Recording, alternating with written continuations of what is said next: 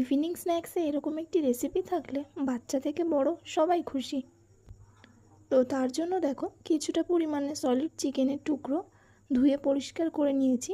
তাতে কিছুটা পরিমাণ অল্প করে টক দই, পেঁয়াজ বাটা, আদা রসুন বাটা, হলুদ গুঁড়ো, কাশ্মীরি লঙ্কার গুঁড়ো, জিরের গুঁড়ো, মরিচের গুঁড়ো, সামান্য একটু গরম মশলার গুঁড়ো দিয়ে মাখিয়ে নেব।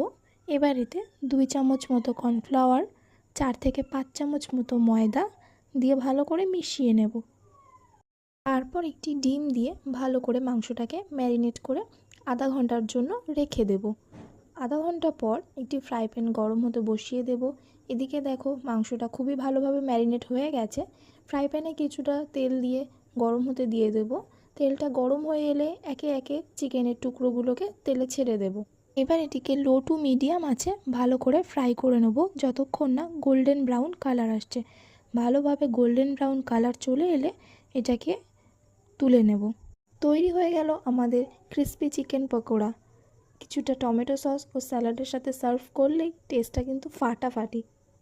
রেসিপিটি ভালো লাগলে অবশ্যই লাইক, কমেন্ট, শেয়ার করতে ভুলবেন না এবং এরকম আরও মজার রেসিপি পেতে চ্যানেলটি সাবস্ক্রাইব করে রাখুন।